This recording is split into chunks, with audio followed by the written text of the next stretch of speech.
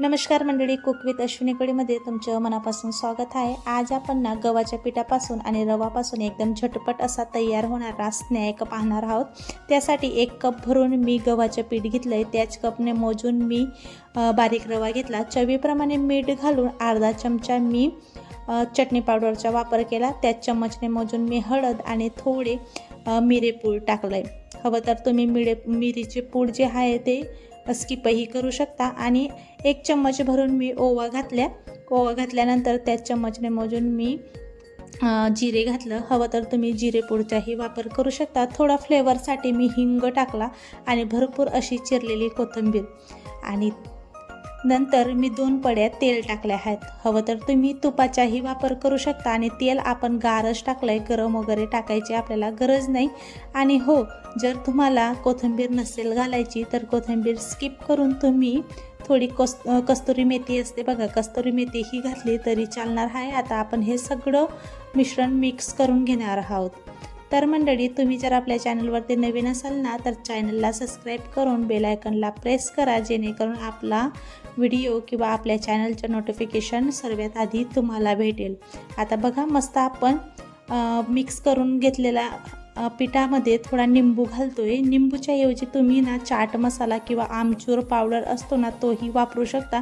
माझ्याकडे न होता म्हणून मी थोडा निंबाच्या रसाचा वापर केला। आता मिक्स करून थोडं थोडं पाणी घालून मस्त आपल्याला चपाती किंवा भाकरीचं पीठ जसं मळतो त्या पद्धतीने आपल्याला पीठ मळून घ्यायचे। पण हे पीठ आपल्याला थोडं घट्ट जसं मळायचे। जो आपण नाश्ता बनवतोय ना मंडळी, तो नाश्ता एकदम आठवडाभर टिकणारा असा नाश्ता आहे। आणि जर तुम्ही कुठं फिरायला जात असाल तर त्यासाठीही तुम्ही हा नाश्ता बनवून 1 दिवस आधी ठेवू शकता आणि सोबतीला घेऊन जाऊ शकता। एकदम छान हा नाश्ता बनवून रेडी होतो। संध्याकाळच्या चहासोबत किंवा सकाळच्या नाश्त्यासोबत किंवा चहासोबत जरी तुम्ही मुलांना किंवा घरच्या लोकांना दिला ना तरी चालणार आहे। एकदम छान आणि पौष्टिक हा नाश्ता बनवून आपला रेडी होणार आहे। बघा, बोलता बोलताच आपलं पीठ वगैरे सगळं असं मळून रेडी होतंय। आणि हो, जर हे पीठ थोडं हाताला लागत असेल ना तर थोडं हाताला थोडा तेलाचा हात लावा, म्हणजे तेल लावा आणि नंतर मग हे पीठ मस्त आपलं असं मळून रेडी होऊन जाईल। आता पीठ मळून रेडी झाल्यानंतर आपल्याला किमान हे पीठ 8 ते 10 मिनिटासाठी रेस्ट करायला ठेवायचे। आता बघा, पीठ आपलं मळून रेडी झालंय। आता याला 5 ते 10 मिनिटासाठी आपण एका साईडला ठेवून देऊया।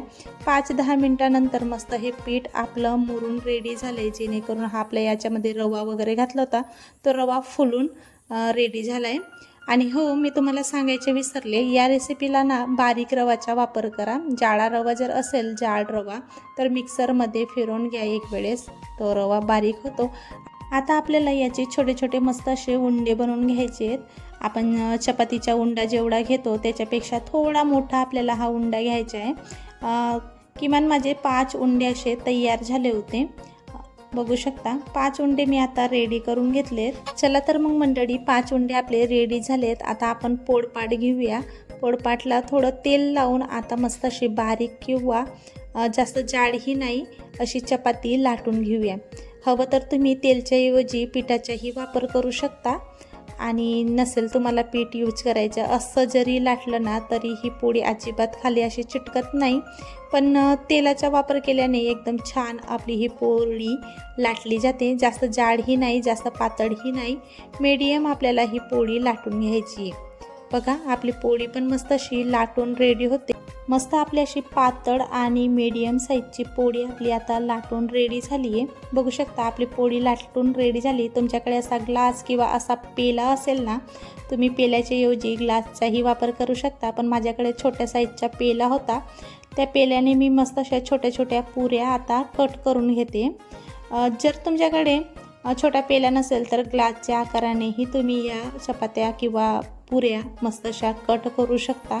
आता आपल्या पुऱ्या मस्त अशा कट करून रेडी झालेत। आता बघू शकता, मस्त आपल्या 5 ते 7 आपल्या पुऱ्या कट करून रेडी झाल्यात। आता आपण काट्यावाली जी चम्मच असते त्या चम्मचने छोटे छोटे असे डॉट करून घेऊया, म्हणजे असे जेणेकरून आपल्या या पुऱ्या आपण तळत असतो ना, तळत असताना या पुऱ्या अजिबात फुगणार नाही आणि मऊ अशा होणार नाही, क्रिस्पी अशा या पुऱ्या आपल्या रेडी होतील।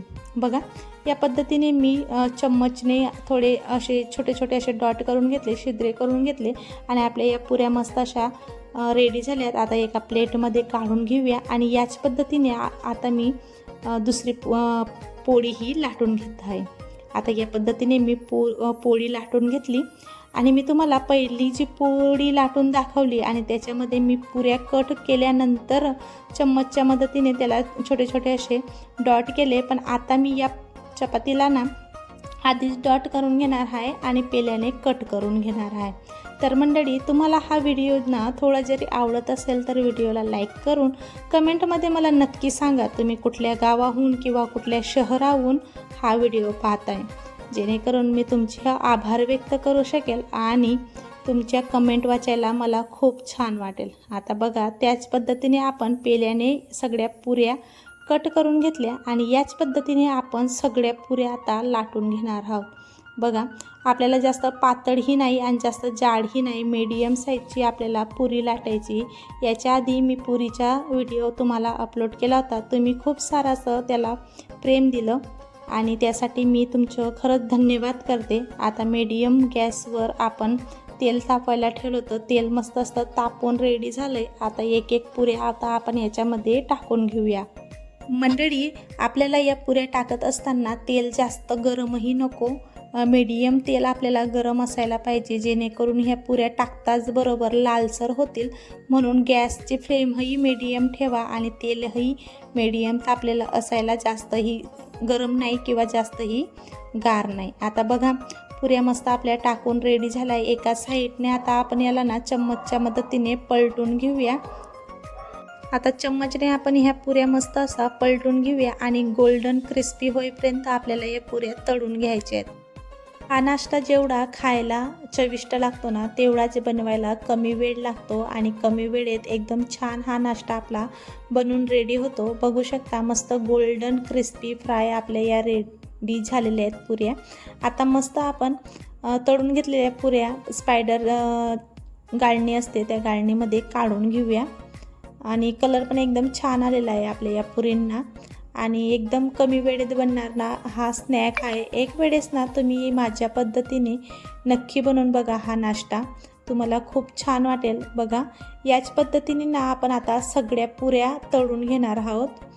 मस्त असं गोल्डन क्रिस्पी होईपर्यंत आपल्याला या पुऱ्या तळायच्या आहेत. आणि लक्षात ठेवा, पुऱ्या तळत असताना ना गॅसची फ्लेम अगदी लो टू मीडियमच ठेवा, जेणेकरून आपल्या पुऱ्या बाहेरूनही मस्त तळल्या जातील आणि आतूनही एकदम क्रिस्पी होतील.